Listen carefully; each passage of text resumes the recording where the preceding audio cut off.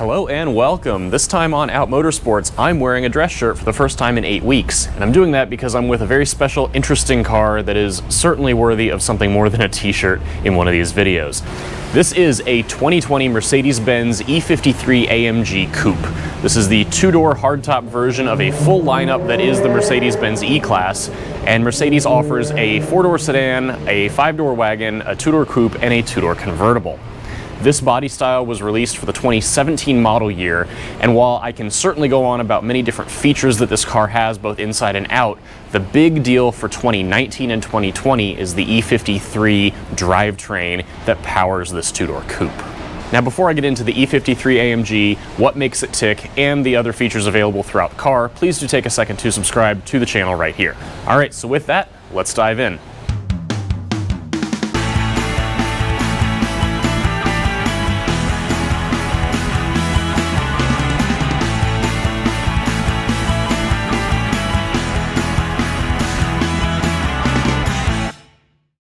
Now, like I said, the drivetrain of the E53 AMG is what makes this car interesting to me, and I suspect will make this car interesting to a lot of you as well. Now, although Mercedes-Benz has had an AMG version of the E-Class available for quite some time, these cars aren't necessarily the first thing that a lot of enthusiasts think of. They're not really known for being corner carvers. AMGs in particular are known for being more straight line speed, loud noises, lots of power, and generally a V8 powering them. Now, the E53 does not have a V8 engine.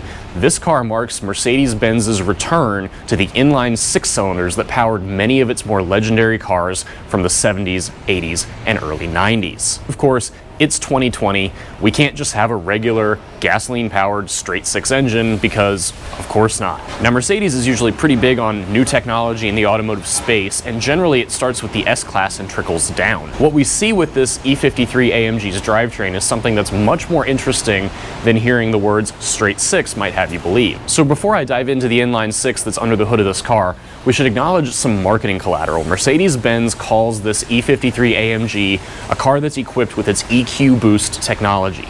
They don't really explain what EQ Boost is on the surface unless you start diving into their website a little bit. Now, what EQ Boost means is that this E53 AMG is actually considered a bit of a mild hybrid. So you've got the 3-liter inline six-cylinder that is powered by gasoline, and then you've also got a 48-volt electric system with a big battery. Now, unlike a lot of gasoline-electric hybrids that you might expect, this car is not exactly on Toyota Prius levels of hybridization. Mercedes did focus on improving fuel economy with this EQ Boost mild hybrid setup, but it also focuses a lot on performance and packaging. So what do I mean when I say packaging and power?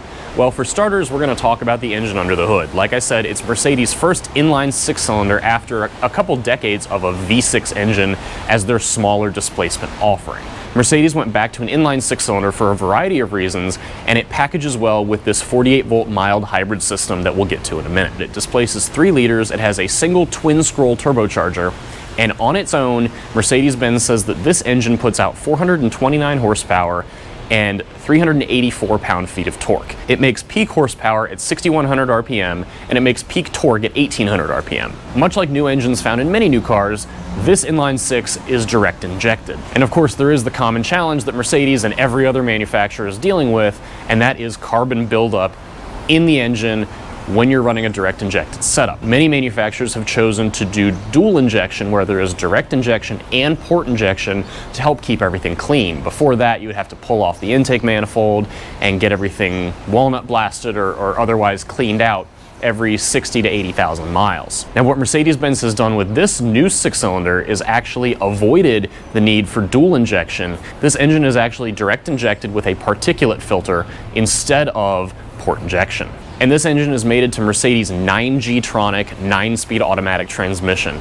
This transmission has a tune on it for the AMG models that lets it shift a little quicker. You have standard paddle shifters, but there's something interesting between the 3-liter inline six and that 9G-tronic automatic.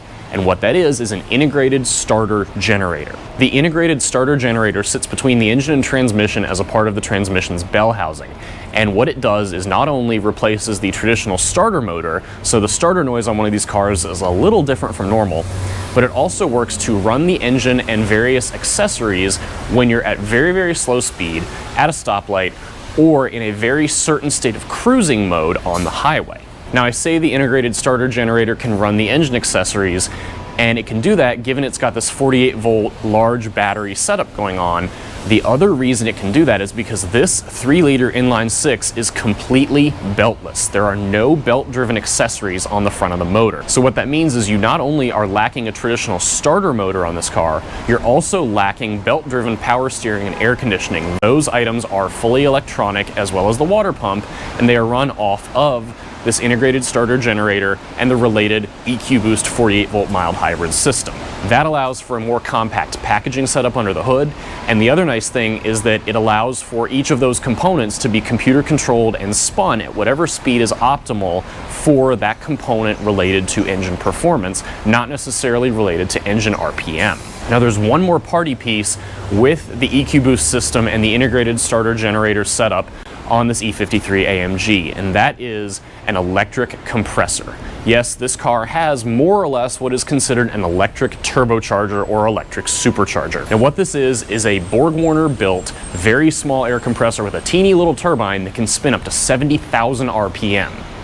Mercedes-Benz will tell you that this adds 21 horsepower and 184 pound-feet of torque to this E53 AMG. Now, looking at the Mercedes website, you may think that you can take the gasoline engine's power figures and add the Borg-Warner compressor figures to those to get a total power output. And that's actually not the case. And what that itty-bitty compressor is actually doing is kind of taking the engine and shoving it into the power band and making up for those almost imperceptible bits of turbo lag that you might get with just a traditional turbocharger. Granted, the turbocharger under the hood of this car is a twin scroll unit, so it should work well at low RPM and high RPM, but there is still, in theory, some lag, and what EQ-Boost does, in theory, is eliminate that lag altogether.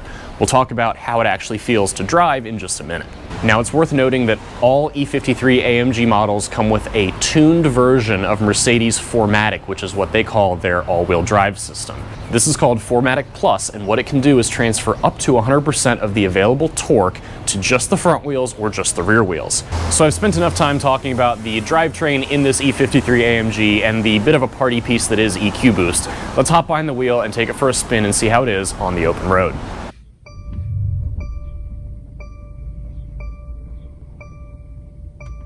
So driving the E53 AMG, like I said, first and foremost, this is a Mercedes-Benz E-Class. It's a nice place to spend time. We'll come back to all the different interior features in a bit, but it's a very comfortable, quiet, and refined place to sit, whether you're trying to drive it all out or just cruise down the highway with all the different adaptive cruise control sort of features turned on.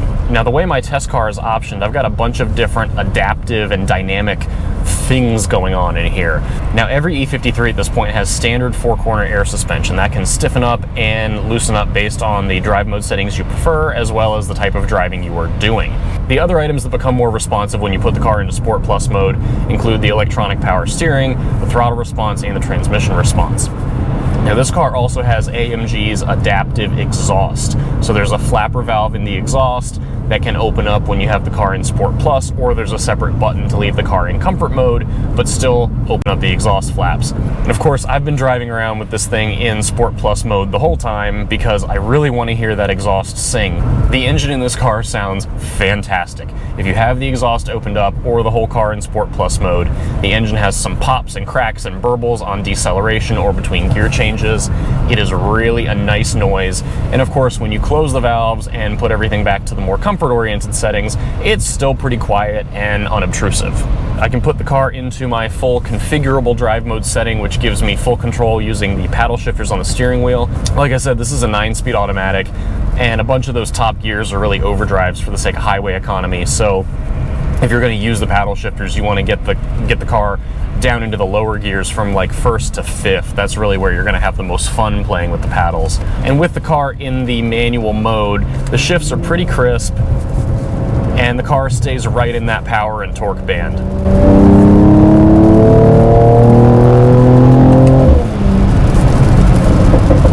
And the exhaust is, of course, the most fun to play with in full manual mode because you can hold onto those gears all the way until the car tells you to upshift. And truthfully, I don't think of Mercedes normally as cars with a ton of personality. They're very buttoned up and serious all the time. Even the AMG models, they're here to go fast in a straight line, get out of the way, and this exhaust really makes me giggle. It's just so fun.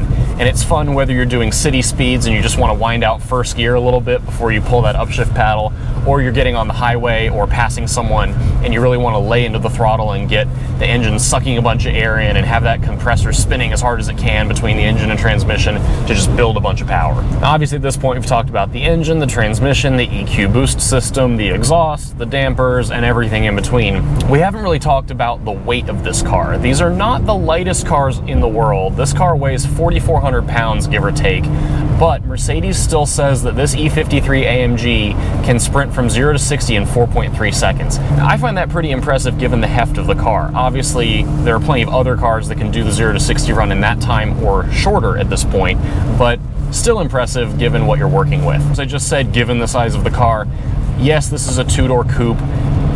It feels big, it drives big. It's not something that feels tremendously tossable, and even though I say it's fun because of the exhaust and it's got some personality, most of that personality still has the car wanting to go very quick in a straight line in the left lane of the Autobahn. And that's not a bad thing. I've driven older AMGs all the way back to the late 80s, early 90s era before AMG was really a part of Mercedes-Benz, and they all have that characteristic to them. So truthfully, I'm glad to see Mercedes sticking to the plot. And I'm not really saying that the size of the E-Class coupe is something to be annoyed with, because Mercedes builds this as a coupe that can truly seat 4 people. I don't know if you're truly going to get 4 6-foot-plus people in this car for a long drive, but for a shorter trip, yeah, you certainly could. Now, I've spent a lot of time talking about what's under the skin of this E53 AMG. I haven't spent a lot of time talking about the interior and how it just feels to drive as more or less a car. This car has a lot of options added to it. The E53 AMG base price is about $74,000. My test car has almost $20,000 worth of options. Yes, this is a $95,000 E53 Coupe. So first of all, noise. It's a fairly quiet car, even with the pillarless window design that you get with the Mercedes-Benz Coupe. That's kind of been a trademark of theirs for a long time now. I also really like the seats in here. They're adjustable every which way. They've got extendable thigh bolsters, adjustable lumbar, adjustable side bolsters. They're very, very comfortable. The seats are also massaging with several different programs you can select from the infotainment system. And there's another little trick up the car's sleeve. If you turn on the heated seats in this model, you've got heated armrests just in case your arms got cold. So not only this side armrest on the door panel, but also the center armrest split in two, and your half will get heated alongside with your seat. My car also has a fragrance dispenser, which sounds more or less like a refined version of those Abercrombie models at the mall a bunch of years ago, kind of misting everybody with cologne as they walked by. It's really a lot more subtle than that. I'm not usually one for car smells and air fresheners. It's very, very subtle, and I like it a lot. There's also some mood lighting in here. Basically under every panel that in my car is carbon fiber, you can configure that lighting to be any color that you want, and the air vents also light up to match. I mentioned carbon fiber in this interior. I don't particularly love the color combo that my test car is configured as. This is iridium silver paint with the two-tone black and red interior and carbon fiber trim. Mercedes offers several really, really good paint colors. There's a couple blues, there's a good red, there's even a nice dark metallic green, and you can get the interior trimmed any which way you want with a bunch of different leather colors and wood options. And I would pick something different that I think better fits the slightly understated nature of an AMG car in my mind. The sound system in here is tremendous. It's a Burmester setup with 590 watts and 13 speakers. This sound system is really very well done, very crisp, nice crisp highs, tight lows. I don't love the infotainment system. You've got two 12-inch displays here, one for your gauge cluster and one for your infotainment. This is Mercedes' older infotainment system that they called Command. The newer vehicles that Mercedes is putting out use what they call MBUX, which has been heavily revised. It's more or less an all-new system, uses more AI, more augmented reality, and processes things much faster. I also think MBUX has a better menu setup. The Command system in this car has a lot of very deep menus on menus on menus to get you to whatever you're looking for, and it's just a lot of steps to do something that should be ultimately fairly simple. Now, going down this on-ramp and getting up to highway speed, it's a really, really nice sound out of this car. And then you get out of the throttle, put it back in comfort mode, and the exhaust just hides itself. It's a very well done exhaust setup on this car. And that is the 2020 Mercedes-Benz E53 AMG Coupe. Thanks so much for coming along with us today. We really appreciate it. Please do subscribe to us right here on YouTube, give us a follow on Facebook or Instagram, and keep an eye out for the full written review of this car online at outmotorsports.com. Thanks so much, and we'll see you next time.